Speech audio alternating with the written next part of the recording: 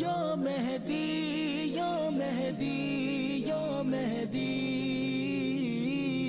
تو جب ہم اپنے ایک بزنس کو دیکھتے ہیں کہ چھوٹا سا بزنس ہے مگر اس کو اگر ہم چاہتے ہیں کہ گرو کرے تو ہمیں بہت سارے اسپیکٹس دیکھنے ہوتے ہیں. اور پھر جس ٹائم میں ہم زندہ ہیں، یہ جو ٹائم چل رہا ہے، یہ سب جو ہے مارکیٹنگ کا ٹائم ہے بیسیکلی. یعنی آپ چھوٹی سی چیز دنیا کے کسی کونے میں بیٹھے ہوں تو آپ بیچ سکتے ہیں آج، پہلے ممکن نہیں تھا. آج آپ کوئی چھوٹا سا کام کسی جگہ کر کر اس کو چاہیں تو پوری دنیا میں ہائی لائٹ کر سکتے ہیں. مثال کے طور پر میں یہاں آیا، مجھے تو پتہ بھی نہیں تھا. میری سسٹر نے مجھے فون کیا، مجھے کہنے لگی ہیلی کاپٹر پہ بیٹھے. میں نے کہا اس کو کس نے کہا؟ یعنی اس نے بس وہ سرچ کر کے سب سے پہلے دیکھ ہی لیا کہ یہاں پہ ہیلی کاپٹر میں بھی جا کے گھوما جا سکتا ہے. کہ میں تو گھوم کے آ گئی. یعنی میں نے ورچوئل جو ہے وہ ایک سیر کر لی. وہ کیا ہے یہ؟ کیونکہ اب ٹائم جو ہے وہ سب کچھ آپ کے فنگر ٹپس پر ہے. اب آپ سب سویپ اسکرین کریں تو یہ جو ٹائم ہے یہ بیسیکلی کیا ہے؟ یہ اتنا زیادہ ذہن کو انفلٹریٹ کر سکتا ہے ذرا سی چیز پہ.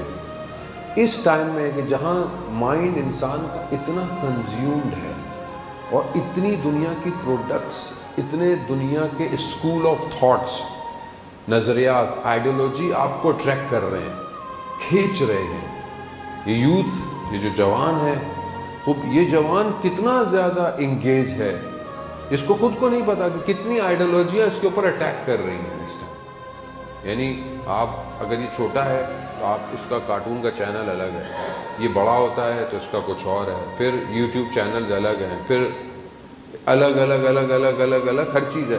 یعنی یہ چھوٹے سے لے کر بڑے شخص تک کی ریکوائرمنٹ ہے. کسی کو صرف نیشنل جغرافک اچھا لگتا ہے، کسی کو جو ہے ڈسکوری اچھا لگتا ہے، کسی کو ٹریول، ہر چیز ہے. یہ ہر چیز آپ کے اور میرے ذہن کو آکوپائڈ کرنے کے لیے لگی ہوئی ہے. اور دنیا کام کر رہی ہے، دنیا اس پہ محنت کر رہی ہے کہ کیسے سائیکولوجیکلی لوگوں کے مائنڈ کو ہنٹ کیا جائے اور ان کے اندر چیزوں کو کریٹ کرے. اس دور میں ہمیں کون سی چیزیں سمجھنے کی ضرورت ہے؟ دیکھیں، بہت ضروری ہے کہ جب ہم اپنے ٹائم کو، اپنے زمانے کو نہیں سمجھیں گے تو ہم کیسے امام زمانہ تک پہنچیں گے؟ کیونکہ جب امام زمانہ آئیں گے ہمارے ذہن میں، امام زمانہ آئیں گے، خود پرانا زمانہ آ جائے گا. وہ پرانا کون سا زمانہ آئے گا جی؟ سب کچھ پرانے زمانے میں لوگ پہاڑوں میں چلے جائیں گے، لوگ اسکائی اسکریپر چھوڑ دیں گے. نہیں، اسی زمانے میں رہتے ہوئے ہمیں اپنے آپ کو اتنا ہائیلی اسکلڈ کرنا ہے کہ ہم اپنے امام کو کچھ دے سکیں، اور امام اسی زمانے میں آ کے حکومت کریں گے. ہمیں سب سے پہلی چیز جو، اچھا یہ آپ یہ نہ سمجھیں کہ یہ باقی اماموں کے دور میں نہیں تھا. ہر امام کے دور میں ذہنی یعنی مائنڈ وار تھی، پروپوگنڈا تھا، یہ سب کچھ تھا، ہر زمانے کے امام میں تھا. آج زیادہ ہے. آپ جس امام کے زمانے میں آپ دیکھیں، یعنی اس سے بڑا کیا پروپوگنڈا ہو سکتا ہے آپ سوچیں دنیا کا اس وقت دشمن کا، کہ جب مولا کائنات مسجد میں شہید ہوئے تو لوگوں نے کیا بولا شام میں کہ علی مسجد جاتے تھے. یعنی ہم نے کبھی غور نہیں کیا اس بات پہ کہ یہ کتنا بڑا پروپوگنڈا تھا اس ٹائم. کیا تھا مگر موجود تھا. اور اس سے بڑا آپ دیکھیں نا انالیسس دیکھیں کہ جب کربلا امام پہنچے ہیں تو کتنے لوگوں نے امام کو کال کی تھی؟ تھاؤزنڈس. لیٹر جو ہیں وہ 18,000 اور 20,000 12,000 مختلف روایتیں، اتنے لیٹر لکھے لوگوں نے امام کو بلانے کے لیے. جب امام گئے تو کتنے لوگ امام کے پاس تھے؟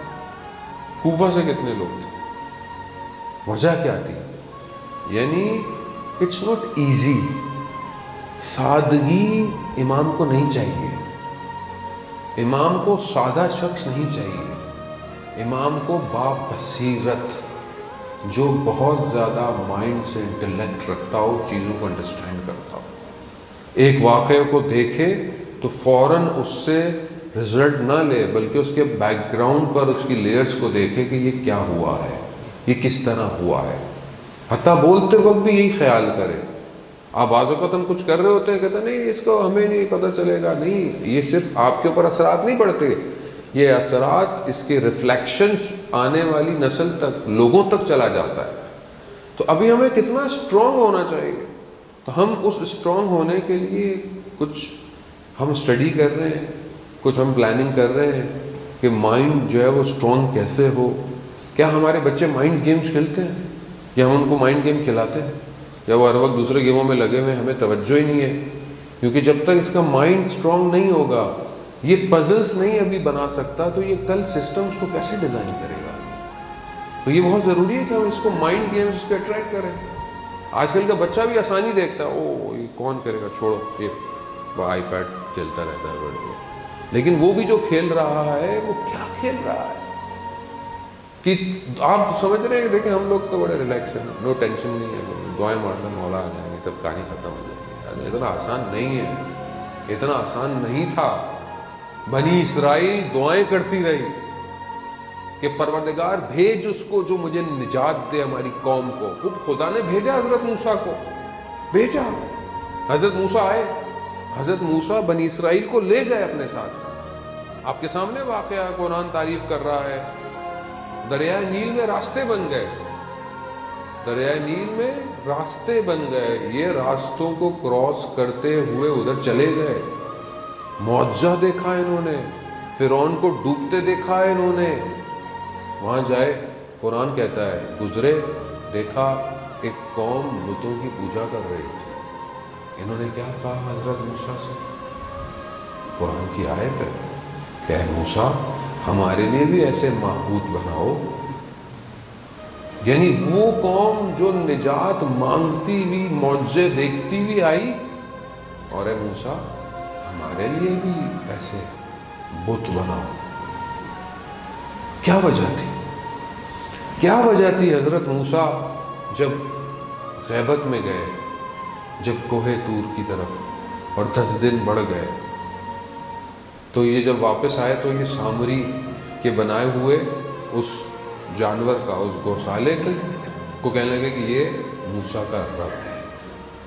کیا وجہ ہے؟ قرآن کیا ہمیں بتا رہا ہے؟ قرآن ہمیں قصے کہانیاں جو سنا رہا ہے, واقعات جو سنا رہا ہے, یہ کس لیے ہے؟ قرآن کہتا ہے میں عبرت کے لیے سنا رہا ہوں. تم اس سے لیسن لو, تم اس سے دیکھو کہ ویئر یو آر اسٹینڈنگ.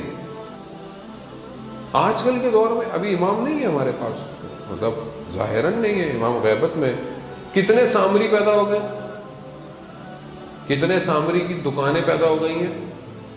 ایک کہتا ہے میں اچھا ہوں, ایک کہتا ہے میں اچھا ہوں. تو چلے ریلیجن تو اٹس اے فار ٹاک کہ اگر آپ ڈفرینٹ ریلیجن کی بات کریں, بٹ اسٹل آئیڈیالوجیز جو دنیا میں گھوم رہی ہیں, جو ریلیجن سے بھی اپنے آپ کو کہتی ہیں ہم فراتر ہے, مگر آپ چلے سب کو چھوڑ دیں, آپ خود اپنے تشیعوں میں آئیں. کتنی دکانیں کھل گئی ہیں, یہ پڑھ لو, یہ یوں کر لو, یہ صحیح نہیں ہے, وہ صحیح نہیں ہے. یہ سب کیا ہے؟ یہ سب آپ کو گریب کرنے کے لیے, کہ آپ کے ذہنوں کو اصل ہدف سے دور کر دیں. آپ صحیح کیسے ہوں گے؟ اب آپ بولے مولانا پھر ابھی کیا کریں؟ وہ اسٹیپ ڈھونڈیں جو کربلا والوں کے قدم تھے. ساری زندگی کیوں کہا گیا کہ امام حسین کی مجلس برپا کرو؟ تاکہ سمجھو کہ امام حسین کے اصحاب کا راستہ کیا تھا. پہلی چیز جو امام حسین کے اصحاب کے اندر, خوبیاں تو بہت ساری ہیں, لیکن علماء بیان کرتے ہیں کہ پہلی چیز وہ یہ تھی کہ قلب پاک تھا.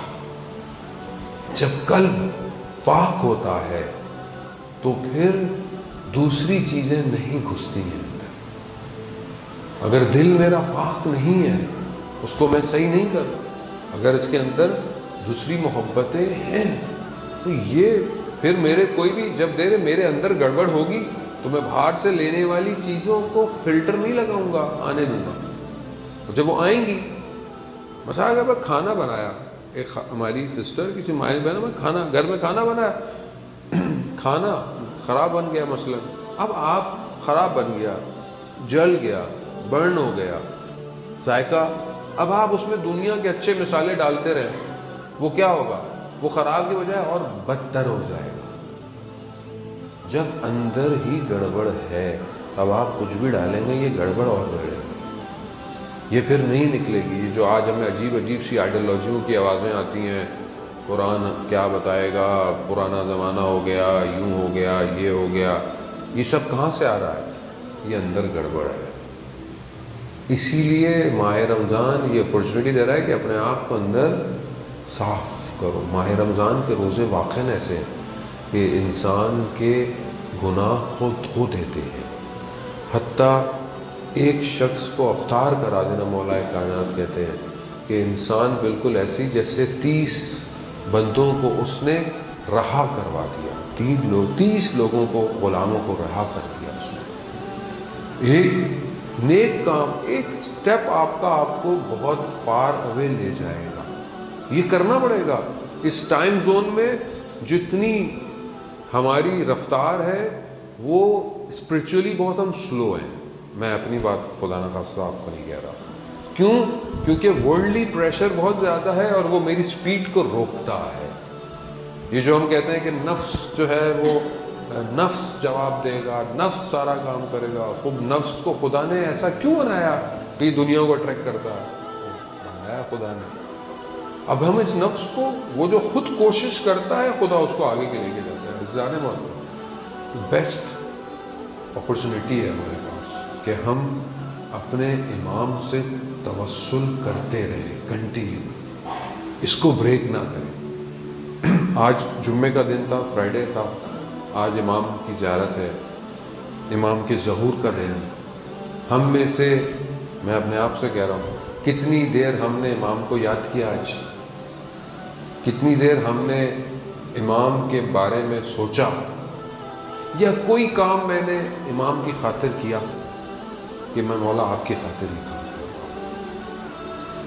اس کا خود میں اپنے آپ کو دیکھوں کہ میں اگر نہیں، دیکھیں جب آپ تڑپیں گے تو سامنے والا بھی تو اظہار کرے گا۔